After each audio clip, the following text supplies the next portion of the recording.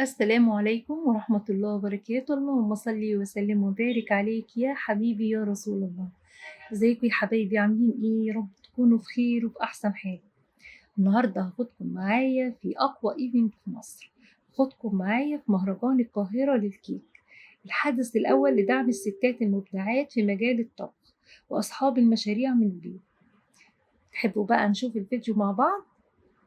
طبعا كان معانا أقوى لجنة تحكيم، معانا شيف محمد سليمان، شيف عزة السيد، شيف محمد شحاتة، شيف أحمد شوقي، وشيف وحيد كمال، وشيف شيماء أيمن، وطبعا حبيبة قلبي رئيسة المهرجان كانت الشيف غادة السيد العربي.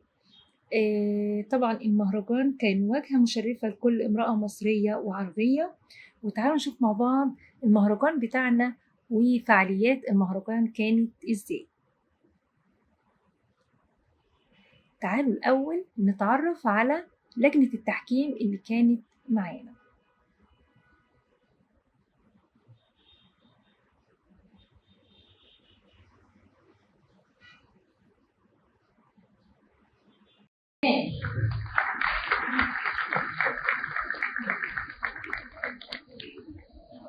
شيف محمد شحاتة، شيف أحمد شوقي، شيف وحيد كمال، شيف شيماء أيمن، شيف عزة السيد، والإعلامية عبير. طبعا المهرجان كان واجهة مشرفة لكل امرأة مصرية وعربية. كان يوم مميز جدا. لجنة التحكيم من أقوى الشيفات اللي موجودة في مصر، المتسابقين كانوا على أعلى مستوى من الجودة. كلنا كنا بنتسابق، كل واحد فينا كان عايز يطلع أحسن حاجة عنده. كنا متعاونين جدا، روح التعاون كانت موجودة مع كل المتسابقين، مع لجنة التحكيم. قد إيه استفدنا من آرائهم، قد إيه استفدنا من خبراتهم. كان يوم جميل، كان يوم كله حب وكله تعاون. يا رب إن شاء الله السنة اللي جاية أشترك كمان فيه. والحمد لله أنا ربنا كرمني وأخدت تقدير فيه وأخدت شهادة تقدير فيه. فكان يوم من الأيام المميزة فعلا. حطي هدف لحياتك وأكيد هتوصلي ليه، ثقي في قدراتك. دوري جوه نفسك على إيه المميز فيكي، إيه اللي تقدري تعمليه. ابدعي ابدعي، حاولي تبدعي من جواكي، اعملي الحاجة اللي بتحبيها. حتى كل واحد يهتم بالهواية اللي بيحبها. إن شاء الله هتقدروا توصلوا، هتقدروا تعملوا حاجات مبدعة. ده هنا أنا وأنا كنت باكمّل الdecoration بتاع الأطباق بتاعتي. وبعدين هنا بقى الأطباق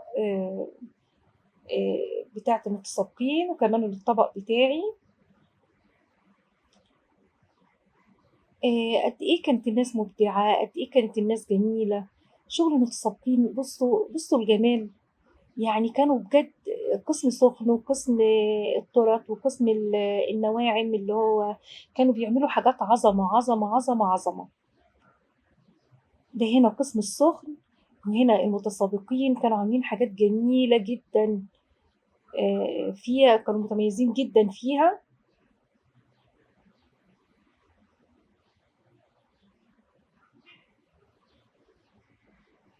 ده هنا قسم بقى النواعم، البيتي فور والبسكوت. آآ كانوا عاملين برضه حاجات مبهرة، وكانوا عاملين كبّات جميلة جدًا، طعم وريحة وشكل وdecoration وكل حاجة.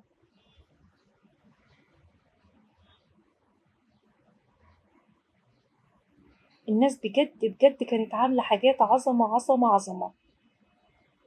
قسم التورت بقى ده كان قسم حكاية، أنا هاعمل له فيديو لوحده علشان فعلًا ياخد حقه. هنا بقى هي أطيب وأحسن وشوفوا مش عارفة، يعني جوايا كلام كتير جدًا، جدًا للشيف عزة السيد. بصراحة شيف مبدعة، ربنا يجازيها كل خير يا رب. ست زي السكر بصراحة.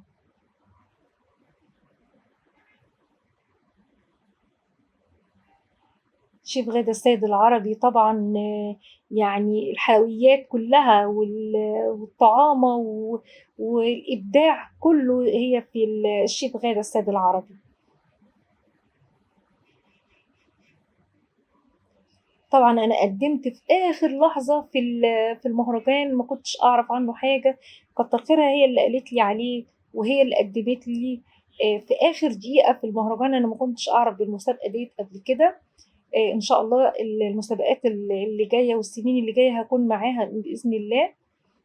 هنا لحظة التكريم. أنا كنت سعيدة جدا جدا جدا بلجنة التحكيم وبالمتسابقين وباليوم المميز والناس الجميلة جدا اللي كنت معاهم، يمكن أكتر من الشهادة اللي أنا أخدتها. بس بجد بجد الناس هناك عظمة عظمة عظمة. طبعا شيف شيماء أيمن، ست زي السكر.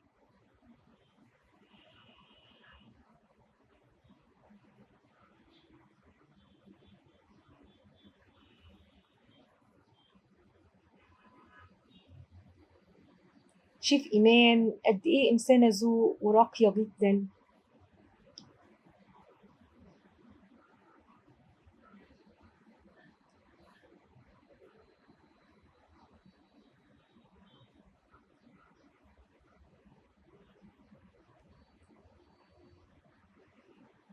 وشيف جناتي بقى صاحبة قناة جناتي، ست سكر سكر سكر، ربنا يا رب يديها الصحة يا رب. شيف محمد شحاتة، قد ايه كان المهرجان كان جميل. استنوني بقى الفيديو اللي جاي ان شاء الله، قسم خاص بقى، قسم التورت، لان ده هعمل له فيديو لوحده، لان التورت بصراحة كان ابداع ابداع ابداع، دي لازم يكون ليها فيديو لوحدها. اشوفكم على خير الفيديو اللي جاي ان شاء الله، مع الف سلامة.